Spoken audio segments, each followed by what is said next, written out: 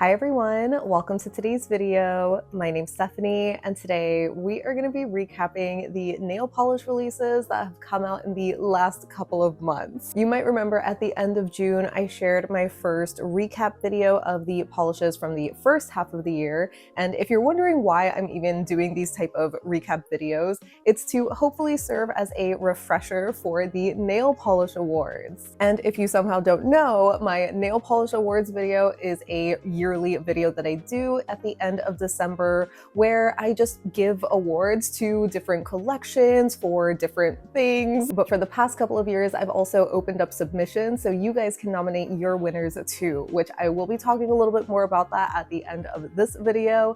But for now, let's just look at the releases. I'm not sure how the weather is by you, but over here it's been cold and gloomy, just typical fall vibes. But we are going to be starting with our July releases. And the first collection I actually want to talk about is Starly's Liminal Dreams, which to me reads as more of a spring collection. It has these light, soft, kind of dreamy shades. There are a couple of darker shades, but I don't know, overall, it doesn't really give me summer vibes, but with how infrequent Starly releases, they don't really have like a seasonal schedule or anything like that. They just kind of put their collections out based on vibes, and as far as the vibes go, these were immaculate. Speaking of collections that didn't really have summer vibes for me, the next one I want to talk about is Cracked Polish's Spirit of Rebellion, which love the theme, you know, the concept, all of that was really cool. I love the lineup, like the polishes individually were great, but again, just not really giving me summer vibes, but they were really fitting for, you know, the emotional angst that was just present throughout most of the year, honestly. So I liked it as like a really moody, dark summer collection. In a similar vein, we also saw Mooncat release their Welcome to Paradise collection, which kind of had this dark cyberpunk sort of aesthetic, and a lot of the polishes had these black-based magnetics or just darker metallic kind of colors in general. Not, again, what I get for like a summer collection, but you know, the vibes are there. For an actual summer release, the only one that I have written down for July is KB Shimmer's The Midway collection, which sort of has this like carnival or maybe like fair inspired lineup, which I feel like is so on point. I love the inspiration. I love their range of finishes that they always give us. They always have so much variety, and it just kind of captures this like nostalgic summer vibe, which I think I was really missing, especially compared to all of the other releases in July that just weren't really giving summer. I'm sure there are other smaller indie brands that had more summery collections that came out this month, but I just wasn't keeping track of all of them, so apologies for that. But I know that we did see a lot of really true bright summer shades in the last video when I covered the June releases. Moving on to August, we had a number of collections come out that sort of had this late summer, early fall vibe, and the first one that I remember coming out was Fauve's Van Gogh 2.0 collection. Their first Van Gogh collection had a much brighter color palette with these oranges and yellows and brighter shades in general, but this lineup was a lot deeper and moodier with a lot of blues. I personally love that she has like a part 1 and 2 for some of her releases because there's just different vibes that you get, you know, so this one felt really fitting for this time of year. Then Cirque also released their influencer collab, which I'm not sure if that's like the actual name of it, but that's what I'm gonna call it. But it was basically their little collaboration with 3 nail content creators, each of them releasing 2 polishes each and in different finishes, different color stories, but they also kind of like somehow work together in a way. Then we saw Island P release their first fall collection of the year, which was called After the Rain. This had a beautiful lineup of these bright fall colors in these pigmented jelly bases with these iridescent flakies, kind of like a warmer sister collection to Overcast, which was released for winter last year, maybe the year before. Definitely a strong fall collection in my opinion, and I feel like the rest of the releases we see this month are also just straight up fall. The next one we saw was Prism Parade's Tie Tide Cursed, which had this really cool like shipwreck pirate kind of theme, which I thought was really interesting because a lot of the times when we see these beachy sort of themes for summer, they're always a lot brighter or, you know, inspired by mermaids. So I just love this like darker theme. Holo Taco also put out their camping collection in August, and this had a really fun camping sort of theme. While I don't really love the idea of camping out in nature because I'm not a fan of bugs, I like the idea of just having that experience on your nails. Cracked came out with their massive creams, crellies, and jellies collection, which they are self-explanatory, just a lot of these staple shades and these staple finishes, you know, sort of fleshing out her catalog, but in a really aesthetic fall rainbow palette. She also did come out with like essential shades as well, like, you know, base and top coats and whatnot, but I guess I wouldn't really count that as a part of an official release. And lastly for August, we saw the long-awaited collaboration between Nick from Nail Daddy and Tyler's Trinkets. They came out with the Golden Hour Rodeo collab, which I believe was a 6-piece lineup in these assorted finishes, all having this like cowboy western kind of a theme. So 2 releases this month were centered around content creator collabs, and it's just always so fun to see how the content creators come through their nail polishes. September was a busy month with releases. There were like a record number in like one weekend alone. And again, I'm not going to be talking about every single one. I do want to start by mentioning Olive Ave's Cultivate collection. I actually don't remember if Part 1 was released in September, but she basically had a 2-part fall collection releasing several weeks apart.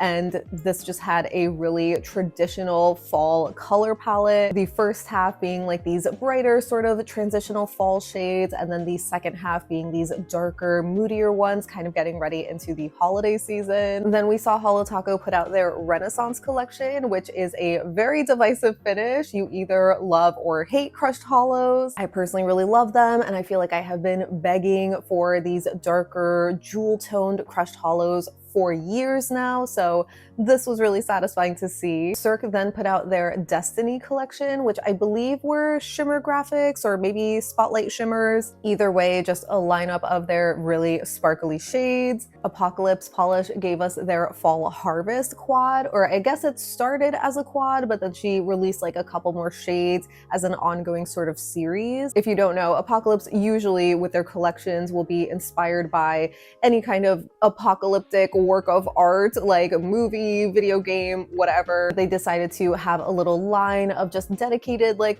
fall shades that, you know, are very wholesome and fun. Next we saw Mooncat release their Danse Macabre collection, which was sort of this darker ballerina sort of inspired lineup. I think they described it as sort of these darker elevated takes on classic colors. So the shades weren't, you know, super exciting. They were pretty classic, I guess, for lack of a better word, where we had a dark red holo, a shimmery pink, a pearly white, maybe what a lot of people would consider very boring colors, but with that darker Mooncat twist. Then KB Shimmer came out with their fall collection, which is called I Keep on Falling. And again, we have another big lineup of a range of finishes, most of them being fall themed, but there were a couple or at least 1 or 2 spooky sort of shades in there. So it just was so nice to see. Always love a KB Shimmer collection. Fauve then gave us their Frida Kahlo collection for September, which I thought was so beautiful and so well done. As always, she nails the inspiration, but this color palette was just so stunning for this time of year especially. Then we got a couple of releases from Island P. Their first one was called Thorns, which was a 4-piece quad from their Studio Color line in these very dark, inky, almost black shades. I had been wanting something like this from them for so long because their Studio Color line is, you know, like a little bit lacking, right? but unfortunately these were just a little too dark for me. But they absolutely capture those like dark gothic kind of vibes, so you know, it nails it to an extent, but I think it's just not as appealing to everybody. But they also released their Halloween collection, which is the perfect segue to get into the Halloween releases we saw in September. So Island P put out their Twisted collection, which was another 6-piece lineup of all magnetics. In case you forgot, they literally just did this in the summer, I think in June, that they did their Illusions collection. And while they do a great job at their multi-chrome magnetics, it was just kind of a lot to see, you know, but it's fitting for Halloween as well. Although I do agree with a lot of the feedback where a lot of people had mentioned in the previous years, Island P would always do a mixed finish type of lineup for their Halloween shades, so we just get extra variety. So to only get magnetics for Halloween this year, you know, was a little bit of a letdown. We also saw Cirque release their Apothecary collection, which the name is so cute, but this was, I believe, a quad or just like a smaller release of, again, these spotlight shimmer polishes. I normally do like this finish or their shimmer graphics, but I feel like this collection was like a little too dark or maybe like muddy, where the shimmer didn't stand out as much. I would say a collection that did stand out for me was Polish for Days Alter Ego, which I loved this lineup so much. I was so tempted by them. The finishes are always super gorgeous with really glowy shimmers. This one also had some stunning magnetics, so big fan all around. Next, we saw the Apocalypse Shaun of the Deadland collection, which, as I'm sure you can tell by the name, is inspired by a couple of different zombie movies. This was also a massive collection too, so definitely a huge range of different finishes and some colors, but all with a very spooky vibe. Even if I didn't really resonate with the inspiration myself, I'm not much of a zombie or horror movie person to begin with, but the polishes were still great. And lastly, we saw Crack's Rest in Polish collection, which was such a unique lineup for Halloween. Last year, they were very on the nose with like the bright orange and green and like a couple of other fun shades, but this year was just such a unique and different color palette that I thought worked really well. It just had this really like haunting sort of vibe to them with a gorgeous color palette as well. So that pretty much wraps up the Q3 releases, but I do want to talk about a couple of releases that we saw in October and November. In October, we saw Potion Polish release their Autumn 2025 collection, which was so stunning. Like, Potion Polish, I feel like, is synonymous with fall releases. They do them so well. So even though this one did come out a little late into the season, it was still just as beautiful. Cirque gave us their Silver Screen collection, which was another lineup of magnetics, which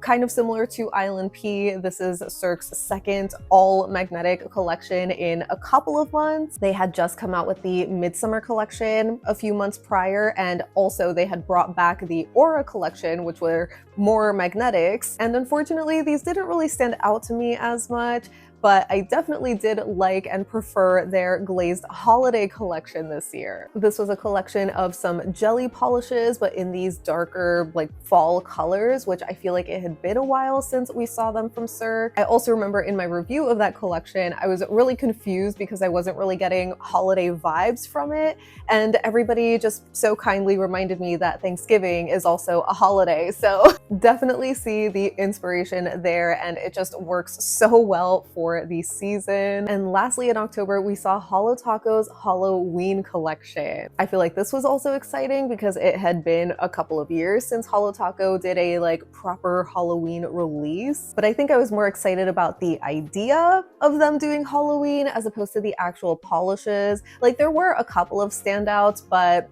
you know, it's kind of hit or miss for me. And then for November, we started to see some more winter and holiday releases. So one of the first winter kind of collections we have is Prison Parade's Frostborn, that has this muted, icy kind of feeling that just really captures that cold, frigid vibe of winter, which I'm not really a fan of, but I love it as nail polish. We also got Kathleen & Co.'s winter collection for 2025, which were really dark shimmers, multi-chromes, super glowy and shifty all around. And even though this isn't technically a winter release, it came out this month and I wanted to talk about it, and that's Fauve's Makers series, which were basically her prototype polishes that just couldn't fit in previous collections, and I just really love the color palette. I feel like it still somehow worked for winter with some dark, sparkly shades, but also some brighter pops of color too. And then for the holiday releases, we started off November with Island P's Santa's Workshop, which is a traditional Christmas kind of lineup. Super cute. I love how nostalgic it feels. The other true Christmassy holiday collection we got was Holo Taco's Advent Box, which I guess maybe isn't really a collection, it's a box, but I feel like it's relevant enough to include in this video. And we also got Fauve's holiday collection for this year, which were these super gorgeous, sparkly glitters and toppers. You already know I love Fauve's toppers, and seeing a couple more in this collection were so fun, but this also had the most gorgeous, perfect thermal for winter. This collection was not a part of a winter or holiday theme because it was Mooncat's Avatar collab. I know there's some recency bias here, but it is a stunning lineup. I really love the polishes. I love the branding with the bottles, with the new gold caps. Still missing that extra touch with the collaboration box or even just the other kind of tools and accessories that usually come with collabs, but as far as the polishes go, they were so on point. And the last collection for November, so far, at least as of recording this, is Cracked Polish's Acquired Taste collection. This was like their non-traditional holiday collection, inspired by just a lot of these interesting things, I'll say. It's definitely a lineup that is perfect for Prugly lovers, and I know you can hear a lot of disgust in my voice when I'm talking about this collection, but it's just overall the theme. The actual polishes were pretty nice. So that wraps up the releases from the last couple of months. So I know I didn't capture everything in this video because, again, there are just so many brands out there, but I really hope that you enjoyed this little look back. Hopefully this will be a useful kind of refresher when it comes time to doing the Nail Polish Awards survey, which as of recording, I still am finalizing, but hopefully by the time this video goes up, the survey will be live. If it is, I will have it linked in the description box, but in case it's not ready yet, I will be doing a community post kind of thing. So check my post tab where I will have the survey linked there. I've been so excited to work on this throughout the year, which I know might sound crazy, but I really hope that you guys are excited too. So again, I really hope that you enjoyed this video. Leave me a like if you did, or leave me any and all thoughts you have down below so we can chat about it. But thank you so much for hanging out with me today. I hope you have a great rest of your day, and I'll see you in the next one. Bye!